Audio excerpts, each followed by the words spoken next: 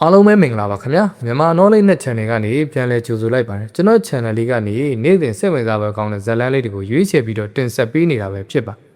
ဒီနေ့မှလည်းပဲဆရာမောင်တင်ဆန်းရေးသားထားတဲ့အောက်လန်းဘိုးတင်နဲ့လက်ဦးဆရာဆိုတဲ့ဇာတ်လမ်းလေးကိုတင်ဆက်ပေးခြင်းပါဇာတ်လမ်းလေးမစခင်ကျွန်တော်ရဲ့ channel လေးကို like and subscribe ပြုလုပ်သွားပေးကြဖို့အတွက်လည်းမြတ်တာရက်ခံပါရစေခင်ဗျာဒါဆိုရင်ဇာတ်လမ်းလေးစလိုက်အောင်ခင်ဗျာအော်ဆိုင်နေတော့မိုးသားတိမ်လေးများအောက်ရှိလှဲလန်းလေးဘေးမှာလူသွားလန်းလေးဘေးတွင်လူနှစ်ယောက်လမ်းလျှောက်နေတယ်အရွယ်ရောက်လို့လူငယ်လေးမောင်ဘိုးတင်နဲ့အသက်30ကျော်လူရွယ်တူလို့ဖြစ်ပါမောင်ဘိုးတင်ဒီလွဲကိုလွယ်ထားပြီးအစိုးဖြစ်ထုတ်ထားတဲ့ဝေစားတို့ကိုလက်မှာဆွဲလို့လမ်းလျှောက်နေရင်မှာခမရတို့ရွာလည်းမရောက်သေးဘူးလားဗျာနေတော်တော်မွန်းတယ်နေဘာမှလည်းမစားသေးငါကောင်စိတ်ညစ်မနေပါနဲ့ဟာညက်နေဆိုရင်ရောက်ပါတယ်မင်းပိုက်ဆံနေလမ်းမှာတွေ့တဲ့အသီးတွေခူးစားကြတာပေါ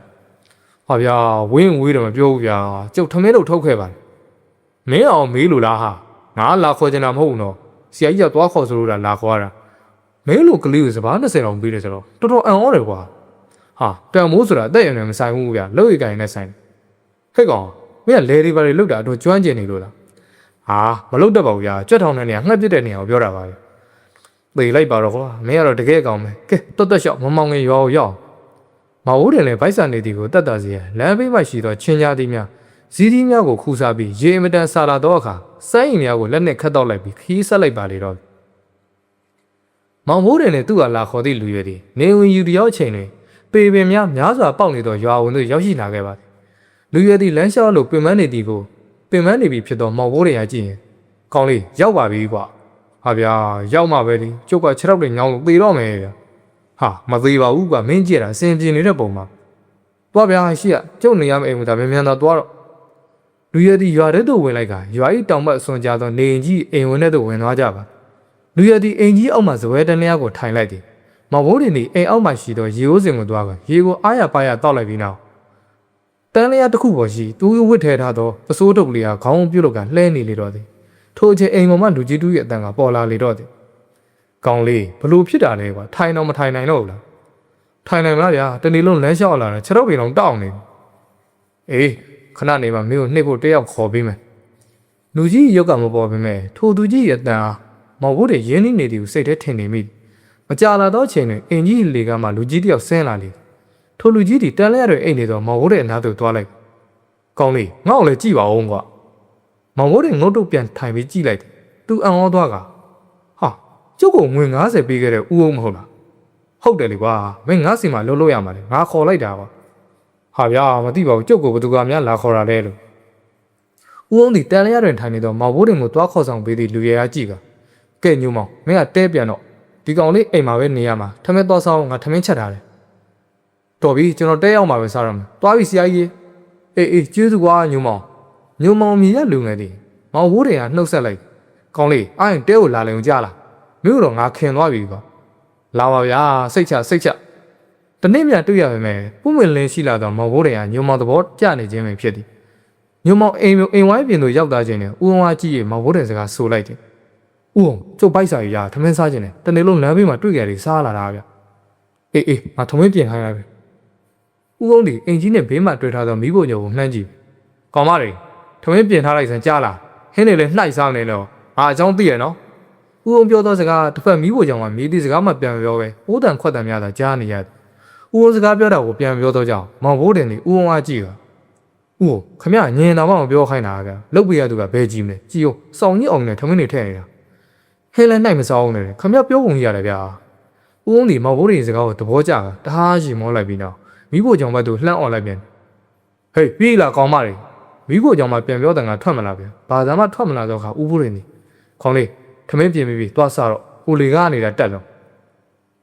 ဘာမှလည်းပြန်ပြောပဲနဲ့ဗျာမခုရသေးဘူးလေကြုတ်ကိုယ်တိုင်ပဲခူးစားလိုက်တော့မောင်ဘိုးတွေဦးအောင်လက်ညှိုးထိုးပြလှေကားပေါ်သို့တက်သွားလိုက်ပါတော့တယ်မောင်ဘိုးတွေမိဖို့ကြောင့်တို့ရောက်ရှိလာတယ်ထမင်းစပွဲဝိုင်းနဲ့ထမင်းတပကံနဲ့ဟင်းတပကံကိုတွေ့ရထမင်းထည့်ထားသည်ကပေပွက်နေတယ်လို့ဟင်းထည့်ထားသည်ကလည်းထိုနည်းတူပ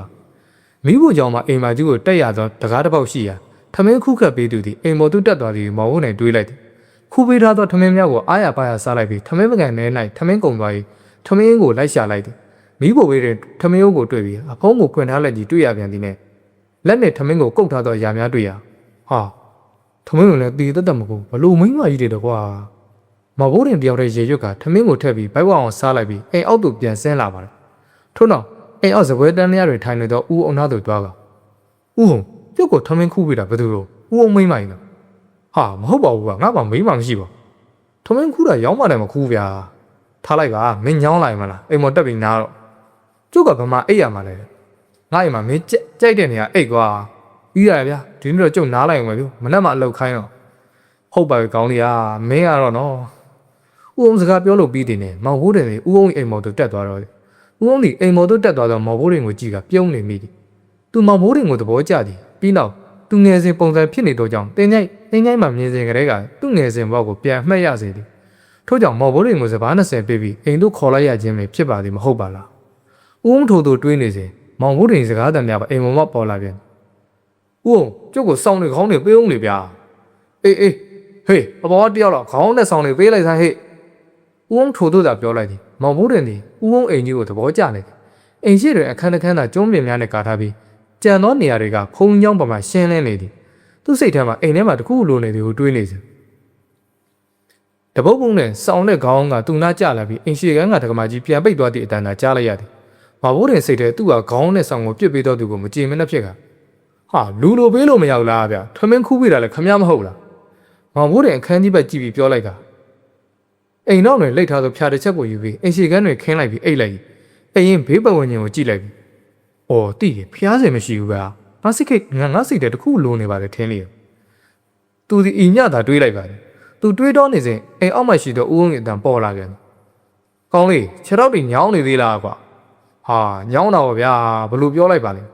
အေးညောင်းရတယ်မင်းကိုယ်တိုင်ခေါ်ပြီးနှိပ်ခိုင်းကွာဘယ်လိုတော့ခေါ်ရမှာလဲဗျဟဲ့ကမတွေငါ့ကိုနှိပ်ပေးစမ်းဦးဝင်းကနှိပ်ခိုင်းတာလို့ပြောကွာဟာအားနာစရာကြီးကအားနာမနေနဲ့အဲ့ဒီကောင်မလေးတို့ငါတော်ငွေတော်ကုန်ထားတာကွာအေးဗျာအားနာတာကမျက်နှာဦးဝင်းအဲ့ဒီတော့မျက်နှာမမြောင်ပစိုးလေးမျက်နှာအုပ်ထားလိုက်မယ်ဗျာတကယ်ဒီကောင်လေးပေါက်ရှာကွာဦးဝင်းဒီမောင်ဘိုးရင်စကားကိုသဘောကျလာရီမောနေပါတော့မောင်ဘိုးရင်ဒီသူပြောသလိုပင်ပစိုးတော်ကလေးကိုဖြေလိုက်ပြီးနောက်ပစိုးတစ်ထည်ကိုယူကအိတ်လိုက်ပြီးသူ့မျက်နှာပေါ်တင်ထားလိုက်ကပါဇက်မှလည်းဟဲ့ကမတွေအားချတော့လာနှိပ်ပေးစမ်းသူနောက်တယောက်မှမလာပါထို့ကြောင့်မောင်ဘိုးရင်ထပ်ပြောလိုက်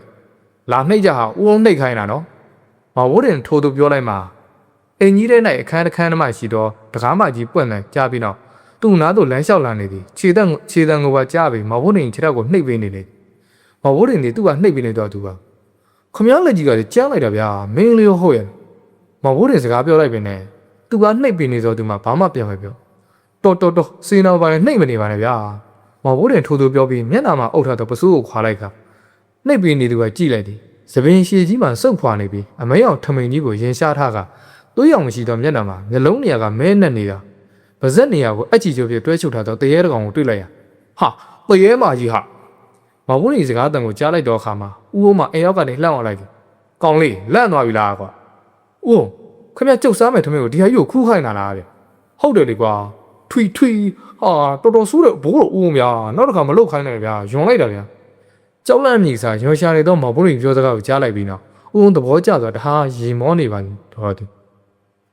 မောင်ဘိုးတွေဦးအိမ်လိုရောက်တာတပတ်မြကြာသွားပြီဖြစ်သည်ပေပင်ရွာသူရွာသားများကလည်းအောင်စရာကောင်းသည်ဦးအောင်လန်းပညာတဲ့ဆိုတာသိသည်ဒါပေမဲ့ခွဲခြားဆက်ဆံခြင်းမရှိဘူးကြောက်နေသည်လည်းမဟုတ်ပါဦးအောင်စီးနီကန်းနဲ့ပညာကိုအသုံးချမှုကြောင့်လည်းပါမီထွင်သည်ဦးအောင်သူကအတော်မခံမရက်နိုင်ဖြစ်သောကိစ္စများမှာပေပင်ရွာသားများကိုအောင်လန်းတက်နဲ့တိုက်တတ်သည်သေဆုံးအောင်တော့ဦးအောင်မလုပ်တတ်ပေဦးအောင်မောင်ဘိုးတွေကအတော်လေးကြီးဆိုင်တယ်မောင်ဘိုးတွေလည်းအလိုက်သိသည်လေတဲကိုအလုပ်လုပ်ရမည်လားဟုမေးသည်ဦးအောင်ကမလုပ်ခိုင်းပြီထို့အတွက်ကြောင့်မောင်ဘိုးတွေထမင်းချက်ဟင်းချက်လုပ်ပေးသည်ဦးအောင်ခိုင်းမြတ်ကိုလည်းတက်လက်စာလုပ်ပေးတတ်သည်လိုက်သိတတ်သောမောင်ဘိုးတွေကဦးအောင်ကားရင်လိုချစ်ခင်နေပြီဖြစ်လာတယ်ပေါင်းတဲ့တင်းတဲ့သောမောင်ဘိုးတွေပေပင်ရွာကိုရောက်ကြတဲ့ကတလပေပင်ရွာကိုရောက်တာတလပဲရှိပေမဲ့အပေါင်းအသင်းများရနေပြီဖြစ်ပါတယ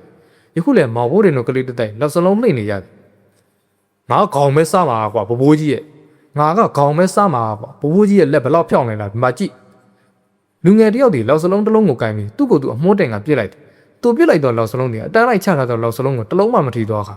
ဟာလေကြီးတဲ့ဖိုးတွေခေါင်းပြောတဲ့ဘိတ်တော်မထီဘာဘိုးကြီးရဲ့လက်ကန်းကျန်တော့ကလေးများနဲ့လူငယ်များကဖိုးရီခေါ်တော့အသက်15နှစ်ကျော်လူငယ်လေးကိုဝိုင်းစားနောက်နေကြတယ်ထိုးကဖိုးရီဒီတခါတလေတော့လွဲမှာပေါ့ပြတိုင်းခေါင်းကြီးမှန်နေအင်းထဲကရွှတ်နေကုန်ပြီငါ့အိမ်လောက်စလုံးအဖြစ်နဲ့ရှိနေမှာတော့ကွာ သူတို့ရဲလိုက်မောလိုက်နဲ့လောက်စလုံးလှိမ့်နေရလို့မောင်ဘိုးရင်ရောက်လာထိုအခါကောင်တဲ့ချုပ်ကဘိုးရင်ဘယ်လောက်စလုံးဘလောက်ပါလဲကွာ100လောက်တော့ပါပါတယ်ကွာ10လုံးကြီးပြစ်နေတာပါမလားဟိုကကိုဖိုးရေးနိုင်လားအများကြီးပဲကွာဘိုးတွေကိုဖိုးထွေးကိုတညိုးထိုးပြီးပြောတော့အခါရွာလူကြီးသားဖိုးတွေမင်းမင်းကြီးလုံနေရင်ဂိုဝင်ဝင်ကြွနေပြီမောင်ဘိုးရင်ကကြည့်ကဘိုးရင်မင်းကလောက်စလုံးအလုံးတရာအလှလုံးမလားကိုဖိုးတွေကတော့လေကြီးတယ်ဗျာနှစ်ကွင်ပြပြရင်တန်ကြိုထိုးမယ်လောက်စလုံးကြီးဟာအဲ့ဒါတော့တန်ကြိုကပါမလာဘူးကွာပါတယ်ကစားကြမှာငါမှလည်းဒိုးသီးပါတယ်ကွာဖိုးတွေအကြံအိုက်နေသည်တန်ကြိုဝင်းကိုမွတ်နေအောင်နဲ့တိတ်မလဲတတ်တော့ဖိုးတွေရဲ့နိုင်ဘက်ကိုဖိုးတယ်မှာတည်သည်ထိုအခါလေကြီးသောဖိုးတွေကိုအမြင်ကတော်သူများကသူတို့မှပါလာသောတန်ကြိုနဲ့ဒိုးသီးများကိုပေးလိုက်ကြဖိုးတွေကိုဝိုင်းကြည့်နေသောလူငယ်များကကိုဖိုးတွေဘိုးရင်ကိုကြောက်နေတာလားဗျဟာကြောက်เสียလားကွာတကွင်လောက်စလုံးဘယ်လောက်ကြီးလဲဘိုးရင်ဒီအိတ်ထဲမှာလောက်စလုံးကိုကြည့်ကတကွင်လောက်စလုံး90ကြီးဗျဘယ်လိုလဲမလင်းဘူးပါတန်ကြိုပဲထိုးမယ်ကောင်းတယ်ဗျာတန်ကြိုကဘယ်နှကွင်းလဲတစ်ဖက်ဘယ်နှယောက်လဲကိုဖိုးတွေစိတ်ကြိုက်လို့ဗျာပြီးရပဲငါစီးတာမယ်ဘိုးတွေဒီ15ပင်မြအကွာကိုရွေးလိုက်ပြီးနှီးထုတ်တစ်ခုနဲ့ဒိုးသီးတားမိနေရာကိုစဝိုင်းဝိုင်းလိုက်သည်တစ်ဖက်နဲ့တစ်ဖက်အကွာဝင်းညီခြင်းတိုင်းရသည်မှာစိတ်မန်းနဲ့ဆိုသူ့ဘက်ကကျဲတယ်ငါဘက်ကစိတ်တည်နေငင်းဟောတာကြောင့်နှီးတော့မဟုတ်တဲကိုင်းတစ်ခုနဲ့အတိုင်းထွာလောက်ရပြီဒိုးသီးမြကိုတစ်ဖက်9ခုစီထားလိုက်ကြတယ်ရှေ့သုံးမှာဒိုးသီးကိုခေါင်းဟုခေါ်သည်အလေကဒိုးသီးကိုဘိုင်းမကြီးကိုခေါ်ပြန်ကဘေးတစ်ဖက်တစ်ချက်ကိုနဗန်ဟုခေါ်ပြီးဘယ်ဘက်မှာဒိုးကိုဘယ်နဗယံညာဘက်မှာဒိုးကိုညာနဗယံဟုခေါ်တင်ကြတယ်နောက်ဆုံးဒိုးသီးကိုနောင်မီဟုခေါ်သည်ဒိုးသီး9ခုလုံးကိုတန်ကြိုဟုခေါ်သောတန်ကိုးလေးများဖြင့်အကုန်မှန်ကိုပြစ်နိုင်ခဲ့ဘက်ကအနိုင်ရလေတန်ကြိုထိုးရနိုင်စီကံလေးများလည်းရှိသေးသည်ပေါမရဆိုသည့်စီကံဖြစ်ပြီးခေါင်းဟုခေါ်သောဒိုး၏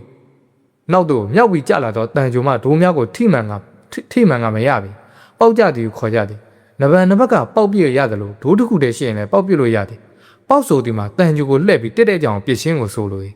ကြီးလက်တော့အများရင်တော့ဤကစားနည်းသည်ကလေးလူကြီးလူရဲ့လူငယ်မကြီးကစားကြသည်ယခုလည်းမောင်ဘိုးရင်တို့လောက်စလုံးကြီးတန်ကြိုထိုးနေကြသည်မောင်ဘိုးရင်ကပေါက်ပြရမှာတော်သည်ဟိုးရေးဘက်မှာ2ယောက်ဘိုးရင်ဘက်မှာ2ယောက်တစ်ဖက်တစ်ချက်ရှင်ပြိုင်နေကြသည်တန်ကြိုများကိုတားနိုင်ရန်ဒိုးများနောက်တွင်တသားတုံးလေးများခံထားကြသည်ယခုကလေးများလူငယ်များကစားနေကြသည်သူတို့ကစားပြီးတော့အခါလူရဲများလူကြီးများနေ့လည်နေကစားကြသည်မှာနေတိုင်းလိုပင်ဖြစ်သည်ကိုဘိုးရင်ခမရတန်ကြိုကြီးကလန့်ကြီးနော်မလဲခမရဒိုးမပေးဘူးနော်ဟုတ်တယ်ကိုဘိုးရင်တန်ကြိုလေအောင်ထိုးဟာဘိုးရင်တို့ဒီတန်ကြိုတစ်ဖက်နဲ့တစ်ဖက်ကိုရီတွေးသည့်စကားများပြောပြီးထိုးနေကြတယ်ကြည့်တာဒါညာကလေးဟာတကယ်အကန့်ဝင်သွားတယ်ပြန်ကြည့်တာဒီဟာတန်းထိုးလို့ခေါ်တယ်တန်းတို့ကဂျိုမလဲဘူးမပေးဘူးဟာမညစ်တဲ့ဘိုးရင်ငါဒီတိုင်းပဲထိုးတတ်တာမရဘူးလောက်စလုံးချင်းကစားနေမပေးနိုင်ဘူးကိုဘိုးရင်အေးကွာမပေးနဲ့ပြန်ဆိုင်ဘိုးရင်ကြည့်တာနဗန်လေးကိုပေါက်ပြကြည့်တာဒါညာကန့်လေးပြရော့ဒီမှာပေါက်လေးထုပြမယ်စက်ကြည့်တာဒါတဘိုးကြီးလို့ခေါ်တယ်ဘိုးရင်ရဲ့အတန်ကစာနေသည်သူပြောတဲ့အတိုင်းအကောင်ဟုတ်နေတယ်ဘိုးရင်မျက်နှာတုံမုံနေသည်တပွဲရှုံမကြည့်နဲ့ဘိုးရင်ထက်စင်ကောနဲ့ဘိုးရင်လောက်စလုံးနှိမ့်ရသည်မှာနိုင်ထားသောလောက်စလုံးများအကုန်ကုန်ပြီဖြစ်တယ်ဆိုကဘိုးရင်ဒီဘိုးရင်ဟာကုန်ပြီဘိုးရင်ငါ့ကို20လောက်ပြန်ပေးနွားကြရင်နွား6ဖို့ရပါတယ်ရော့30လူငယ်များသည်ကစားနေတော့တယောက်နဲ့တယောက်မခံကြောင်ပြောချင်းဖြစ်သည်ပြီးရင်လည်းတဲ့ကြမြင်ဖြစ်သည်ငှက်ပြစ်လည်းအဖွဲလိုက်ကြွက်ထောင်လည်းအဖွဲလိုက်မို့ဘိုးရင်ပေးပင်ရောင်မှာပြောနေသည်သစ်စိတ်ရောင်မှာတယောက်တည်းအထီးကျန်ခဲ့သမျှပေးပင်ရောင်မှာအပေါင်းပါများနဲ့ပျော်ရွှင်နေရစဘာပေးပြီးသူ့ဟာခေါ်ထားတော့ဥုံကိုစိတ်ထဲမှာအတော်လေးကိုကျေးဇူးတင်နေမိပါတော့ဟဲ့ကောင်လေးနောက်900ဆိုဘုံကထဲရောမင်းတို့တွေလာခဲ့ကြဘိုးရင်မင်းလည်းလာခဲ့မင်းတို့အိမ်တော်ကငါလာမခေါ်ရဘူးကစိတ်ချပါကိုသားကြီးဟာနောက်စလုံးရှုံထားတော့ဘိုးထွေးမှာဘိုးရင်ပခုံးကိုပုတ်လိုက်ဘိုးရင်လေးမတန်ကြိုထိုးရမှာလားငါ့ကိုနိုင်နေတယ်ရွာကောင်မလေးကငါ့အတော်လေးပြီးတာမင်းမနိုင်ဘူးမဟုတ်လားကျုပ်စိတ်ဝင်တော့ကျုပ်ကခုမှ73နှစ်တည်းဝင်လုံးရှိသေးတာကထိန်လေးကြမင်းကောင်အားကြနေပါကွာဤသို့နဲ့တယောက်ကိုတယောက်စလိုက်နောက်လိုက်နဲ့အသက်16နှစ်နဲ့အသက်10နှစ်အတွင်းမှာကလေးနိုင်ကစားပွဲတွေကယနေ့အတွက်ပြီးဆုံးနေပြီဖြစ်ပါတော့ပေပင်ရွာ၏စုပေါင်းပုံငယ်အဝင်လေးတို့ရောက်ရှိလာပြီဖြစ်ပါတယ်ဘုံကရင်ကိုဖုံးကြီးကျောင်းနဲ့အတန်လှမ်းသောရွာ၏မူလာတန်းစာတင်ကျောင်းနဲ့လောက်ကြဘိုးတင်လည်းရွာစာတင်ကျောင်းတို့အပေါင်းအသင်းများနဲ့တွားနေကြတယ်ကထိန်နေ့တွင်အဝင်နေ့သည်လည်းထမင်းကျွေးသည်ဝတ်သားနှင့်အချင်းရုပ်သီးကြော်ကျွေးဘိုးတင်တို့ကလေးများမကြံလူငယ်လူရများဖို့ဟန်ဆောင်မှုမရှိအားအပါရလွေးနေကြရွာမှာရှိသောကာလာသမီးများလေးကရောက်ချိုကိုကင်ကားပြီးဂျိုင်ကြီးများကိုလက်တစ်ဖက်ကဆွဲကာဟင်းရင်များကိုလိုက်သူကလိုက်ထမင်းပကံများကိုကင်သူကကင်နေငရုတ်သီးကြော်နဲ့ဝတ်သားဟင်းလိုက်ပေးသူများထဲမှာကာလာသားသမီးလေးများပေါဝင်လေသည်ဘိုးရည်သည်ကလေးတသားလေးမို့ဘာမှမလုပ်ဘိုးရည်တို့နဲ့မျက်နှာစတိုင်ထမင်းစားနေသူ့ကရွာထဲမှာကာလာသမီးကညာပြုတ်ခင်လေးများကတောသားပင်မဲ့ရုပ်ဖြောင်းပြီးလူကြီးသားဖြစ်နေရင်ဝတ်သားဟင်းပကံထဲမှာအသားလေးများရွေးက မောင်လေးစားနော်စားအသားပဲစားမောင်လေးထမင်းလို့သေးလားဝအောင်စားနော်မောင်လေးမြုပ်သီးကြော်ကဆက်လို့မစားနိုင်ငါ6ဘက်လေးရွေးစားနော်မောင်လေးအော်ဆက်ကုန်ပါပြီခင်ဝေတို့ရေလေးခတ်ခဲ့ပါအောင်ကွယ်ဘိုးတွေကအသေးပုံနေကြတော့ရွာမှာမင်းပြိုလေးများကမောင်ဘိုးတွေကိုတော့ရှိတယ်ဒီပြုံးမထင်တခြားကောင်လေးများရဲ့စိတ်ထဲမှာဘောင်းမှဖြစ်ပေမဲ့မင်းငေါ်ပြလိုက်မျက်စာပြပြလိုက်လုံနေတော့ဖိုးခွေးကြောင်အတော်ပင်ဘိုးတွေစိတ်ထဲတွင်ကတိကောင်ဖြစ်နေရသည်ထမင်းစားပြီးအိမ်တို့ပြန်နေစီဖိုးတွေနောက်ကလိုက်လာပြီဘိုးတွေဒီတခုတော့မင်းကောင်မမီတော့မဟုတ်လား10နှစ်ကြိုးသားကွာအောင်ဘိုးတွေနေဖိုးတွေကိုတေချာကြည့်က10နှစ်မဟုတ်ဘူးကိုဖိုးတွေမနှက်ပြန်အဲ့ဒီကာလာသမီးတွေကျုပ်ကိုဂယုစိုက်စီရမယ်ကြည်ကြဘိုးတွေအိမ်မက်နေလိုက်ပါအောင်ကွာအေးမနှက်ပြန်မှာတွေ့ကြတာပါဗျာ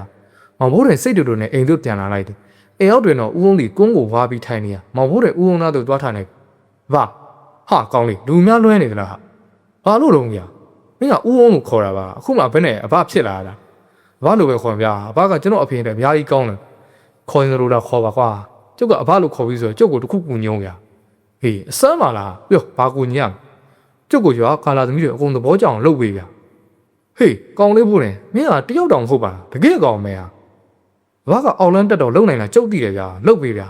ဦးုံခိတ္တာတွေးတော့လိုက်တယ်ပြီးနောက်တစ်ချက်ပြောင်းလိုက်ပြီလုပ်ပေးလို့ရတယ်အခက်အခဲတစ်ခုတော့ရှိတယ်ဘာအခက်အခဲလဲပ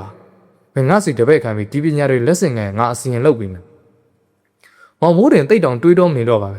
လုပ်ဝယ်ဗျာနှစ်ပြန်ဘုံကရင်းပြီးကာလာသမီးတွေသဘောကျအောင်လာလုပ်ပြီးတော့ဒီကောင်တကယ်ကောင်ပဲခေါ်ဟာဦးုံသဘောကျသွားရေမောရင်ကောင်းလေးလိုက်ခဲ့အိမ်မောဘာလုပ်မလို့လဲဟဲ့ကောင်မင်းပဲအပြိုတွေသဘောကျအောင်လုပ်ပေးဆိုတကယ်လားဗျာဝမ်းသာလိုက်တာပါဟောဘိုးတွေဝမ်းသာအားနဲ့ဦးုံတက်သွားရအိမ်ကြီးပေါ်သူနောက်မှတက်သွားပါလေတော့ဦးုံဒီအိမ်ကြီးပေါ်မှာအခန်းတကားတွေရှိတော့အခန်းကြီးတကားဖွင့်ဟာအခန်းတကားဖွင့်လိုက်ပြီးမောင်ဘိုးတွေကခေါ်လိုက်တယ်လာကောင်းလေးမင်းကငါတပည့်ဖြစ်သွားပြီဆိုတော့ဒီအခန်းထဲကိုဝင်ခွင့်ရသွားတယ်မောင်ဘိုးတွေအခန်းထဲသို့ဝင်လိုက်ပါတယ်အခန်းကြီးဒီဓမ္မဒကမာကြီးတစ်ပေါက်သာပါတော့အလုံးပိတ်အခန်းကြီးဖြစ်ကျွန်းတင်များပဲပက်လေလုံးကိုင်ရထားသောကြောင့်ဒကမာကြီးဖွင့်ထားသောနေရာမှာအလင်းရောင်လေးသာရှိဦးုံဒီဖျောင်းနိုင်ကိုထုံးလိုက်တပေါက်တည်းရှိသောတကားကိုပိတ်လိုက်ဖျောင်းနိုင်မီရဲ့လင်းအောင်အောက်တယ်ဂရင်တစ်လုံးနဲ့ဂရင်ရှိတဲ့တက်သားနဲ့ပြုတ်လို့ထားသောစင်ကြီးရှိကစင်မော်ရင်ရှိသောပစ္စည်းများကိုတော့အနဲ့ရောင်ပိတ်စကြီးနဲ့အုပ်ထားသည်ထို့နောက်ဦးုံဒီအခန်းထဲရှိခေါင်းရင်းရှိတက်သားစင်လေးမှာတင်ထားသောစေးမင်ရောင်စုပ်တံများနဲ့စုပ်တံရဲ့ထိတ်တွင်ဝစ်လစ်စလင်းနဲ့သပင်ဖားလျားချထားသောမိမတယောက်ရုပ်ထုပါသောစေးမင်ရောင်စုပ်တံအမဲကြီးကိုယူလိုက်ဘာအဲ့ဒါဘာကြီးလဲဗျဟာမင်းမဲကောင်မလေးချစ်တာလိုချင်တယ်ဆိုသူတို့သဘောကျရင်ပြီးပဲဗျာပြီးတာပဲဗျာလှုပ်ချင်တာလို့ဦးုံဒီမောင်မိုးတင်ကိုတင်ပလီပွေထိုင်စေပြီးနောက်အမဲရောင်ပိတ်ဆက်ကြောလဲငယ်ဖဲပါထိုစင်မမအမဲရောင်စေးမင်ွက်ကိုလှမ်းလိုက်ပြီးကဲကောင်းလေးအင်ကြီးချွတ်နည်းနည်းတော့နာမယ်နော်ရတယ်ဗျာကာလာသမီးတွေသဘောကျရင်ပြီးရောမောင်မိုးတင်ဒီသူ့အင်ကြီးကိုချွတ်လိုက်ပြီးပြောလိုက်ကြီးကဲငါပဲလက်မိဘရေတို့သဘောကျစေချင်တာလည်းကောင်းပြီကျုံလည်းမတိမ်မင်းနေပေါ့ဗျာဟိုလူကြီးသားဖိုးထွေးပဲနည်းနည်းဟိုလူကြီးသားဖိုးထွေးတာနည်းနည်းကြီးတဲ့အမလေးဩကညာလေးတွေကိုတကယ်ကောင်ငါလည်းအောက်လန်းဆရာမင်းကလည်းငါတပည့်ဆိုတော့ကဲမိုက်ကြတာပါကွာဦးုံဒီအမဲရောင်ဝက်လစ်စလင်းနဲ့သပင်ဖားလျားချတာဆိုရုပ်ပါစီစုပ်တံကိုလက်နှစ်ဖက်နဲ့ကင်လိုက်ပြီးနှစ်ဖူးမှာတင်လိုက်ပြီးပါဇက်မှာလည်းမန်နာတစ်ပုတ်ကိုခတ်ထိုးလို့ရေရွလိုက်ပြီးနောက်မောင်ဘိုးရင်ညာဘက်ရင်မောင်ဘိုးရင်ရင်ဘက်ပေါ်သူစေးမင်စထိုးလိုက်ပါတော့တယ်ကညာပီရဆိုတော့စကလုံးလေးလုံးကိုသာထိုးလိုက်ခြင်းဖြစ်ပေမဲ့မောင်ဘိုးရင်အတော်ကိုနာနာကျင်ကျင်ခံစားလိုက်ရတယ်စေးမင်ကြောင့်ထိုးလို့ပြီးတော့အခါဦးုံဒီကွန်းရတရားကိုဝါလိုက်ပြီးကွန်းတွေများဖြင့်မောင်ဘိုးရင်ရင်ဘက်မှာစေးမင်ကြောင့်ထိုးထားသောစေးများပင်နေသောနေရာကိုမှုတ်လိုက်ပြီကဲကညာမှန်တယ်မြတန်ဆွဲစီရောဟဲ့ထို့နောက်ဂရင်ဘေးမှာအမဲရောင်ပိတ်ဆက်တဲ့နဲ့ပေကျန်နေသူများကိုတုတ်ပေးလိုက်တော့အခါကညာပီရဆိုသည့်အမဲရောင်စေးမင်ကြောင့်လေးကထင်းသားပေါ်နေပါတော့ဦးုံဒီထိုစလုံးလေးကကြည့်ပြီးကဲငါတပည့်မင်းကတော့ကညာလေးရဲ့တန်ဆွဲဖြစ်ပြီးတာမှတ်ဟဲ့ဦးုံစကားကြားတော့အခါမောင်ဘိုးရင်တစ်ချက်ပြုံးလိုက်ပြီးစိတ်แท้တွင်တော့တွေးကြပြီးပေါ့ကိုဖိုးထွေးရအောင်တွေးလိုက်ပါလေတော့တယ်ဂရင်ပွဲကြီးနေ့တို့ရောက်ရှိလာပြီဖြစ်ပါလေကာလာသမီးများနဲ့ကလေးသူငယ်များသည်ဝင်နေကလို့မဟုတ်ဝက်ဆက်တက်လင်များဝတ်ထားကြတယ်ထိုထဲတွင်မောင်ဘိုးရင်လည်းပါဦးုံဒီကထိန်နီးလာကြတဲ့ကမောင်ဘိုးရင်အတွက်ပစိုးအစ်ဝက်ဆက်တက်များဝယ်ပေးထားသည်ပစိုးအစ်များဝက်ဆက်တက်များဝတ်ထားကြပေမဲ့မောင်ဘိုးရင်တို့သည်လေးခွနဲ့လောက်စာထည့်ထားသောလွင်များမိဘများမယူခိုင်းသည့်ကြားကခိုးပြီးယူလာကြလေဤတော့နဲ့ထမင်းစားခြင်းနဲ့မောင်ဘိုးရင်သည်ဖိုးရီမျက်နှာချင်းတိုင်နဲ့မရမကထိုင်လိုက်ပြီးကိုဖိုးရီဘလို့လဲဗျဘာလဲကွာဖိုးရင်ကောင်မလေးတွေမလာသေးပါလားဗျပရိသပင်ဖုံးကြောင်လိုက်ပို့နေလို့လာပါလိမ့်မယ်ဗျတိကြပြီကွာဗျာ ယခုထမင်းကျင်းနေတော်သူများမှာအသက်20ကျော်ပြိုများဖြစ်နေမောင်ဘိုးတင်တွေရဲ့ပြိုင်ပွဲတွေကအဖြစ်မပေါ်ခြင်းဖြစ်သည်သူတို့ထမင်းတစ်ပတ်ကန်ကုံသားချိန်နဲ့ထမင်းကျွေးနေသောပြိုများမှာနောက်မှရောက်လာသော10ကျော်သက်ပြိုကညာလေးများကိုမြင်တော့ခါကဲမိပုံတို့မိတဲတို့ညီတို့ထမင်းကျွေးလဲရောက်ပြီအားတို့ကျောင်းရှိကဘုရားကိုသွားလိုက်အောင်မယ်ကာလာသားကြီးများကလည်းအပြိုများနေရာရွှေ့သွားသည်နဲ့သူတို့၏မျက်လုံးများကအသက်18နှစ်အထက်လူငယ်လေးများထမင်းကျွေးရမျက်စောင်းထိုးလာကြတယ်လူငယ်လေးများသည်ခမည်းကြီးကအမျိုးပဲခုနကကျွေးမယ်ဆိုခုတော့ညင်းနေပြီခုမှလာခိုင်းမယ်မလို့ဗျာအဲ့လိုမလို့ပါနဲ့ညီလေးတို့ရာတလင်းခေါင်ခေါ်ပါမယ်ပါမင်းတို့ကြက်သားကာလာသားပါချက်ကျွေးမယ်တကယ်နော်ခမည်းတော်ကယုံရတာမဟုတ်တကယ်ပါကွာဟိုမှာတခြားရာဧည့်သည်တွေလာနေပြီထမင်းငံချကဲငါတို့သွားပြီဟဲ့လူယိုကြီးမှလည်းရွာမအပြိုများထွက်သွားရတရစကားပန်းများရှိရာစာတင်ကျောင်းရှိမှဖျားလေးစီတို့ထွက်သွားကြပါလေတော့မောင်လေးစားနော်အသားတွေစားအယိုးတွေပိုင်းမစားနိုင်နော်ဟိုထမင်းမကန်တဲ့ကုန်းမြဒီယိုယူကန်ဟဲ့ဟိုမှာရွာလူကြီးတို့ဝိုင်းကိုပို့ရမှာဗျာနေ့ရွာလူကြီးအရင်ကြီးမောင်လေးထမင်းလိုက်ပွဲမရှိတော့ကြာပါတယ်အေးခင်ရဲ့နင်သွားယူလိုက်အေးကောင်မလေးမြတ်တယောက်ပြီးတယောက်မောင်ဘိုးတင်ကိုဂယူးဆိုင်နေတယ်ကိုမကြည်မချမ်းနဲ့ကြည်နေတယ်ပါမောင်ဘိုးတင်နဲ့ညနေချင်းဆိုင်နဲ့ထမင်းစားနေတော့ဖိုးတွေးပင်ဖြစ်ပါတော့မောင်ဘိုးတင်ဘေးမှာရှိသောသူ၏တငယ်ချင်းများနဲ့ထမင်းကျွေးနေသောကာလာသားပေါက်စားလေးများသည်မောင်ဘိုးတင်ကိုကြည့်ပြီးငေးနေပါလို့ဤတော့နဲ့မောင်ဘိုးတင်သည်ဖိုးတွေကိုအနိုင်လိုက်ကပြုံးပြော်နေလေပါတော့ကထိန်ပြီးဒီမှာတပတ်ပင်ကြော်ပြီးဖြစ်ပါသည်ယခုမောင်ဘိုးတင်သည်ဥအောင်ပေါက်ပြီးသောကညာပီရစီးဆွမ်းကဒုက္ခပေးနေပြီဖြစ်သည်ချမ်းပြည်သည့်စိတ်မှမရှိဖိုးတွေကိုနိုင်ညေတာလောက်ရသည်ကဖိုးတွေကိုနိုင်ကျင်းတာလှုပ်လိုက်ရသည့်ကိစ္စယခုမောင်ဘိုးတွေကိုအတော်ဒုက္ခများနေရပေသည်တငယ်ချင်းများနဲ့လောက်စောလုံးလှည့်နေချိန်ကညာပြိုလေးများရောက်လာပြီမောင်လေးဘိုးတွေမမတို့ထင်းခွေတော့မှလိုက်ခဲ့ပါဦးမလိုက်ချင်များကစားနေတယ်ဗျမလိုက်လို့ရမရအောင်နော်ကညာပြိုလေးများသည်ထင်းခွေသားရမောင်ဘိုးတွေကိုခေါ်သွားပြီးအပြန်ထင်းစည်းများကို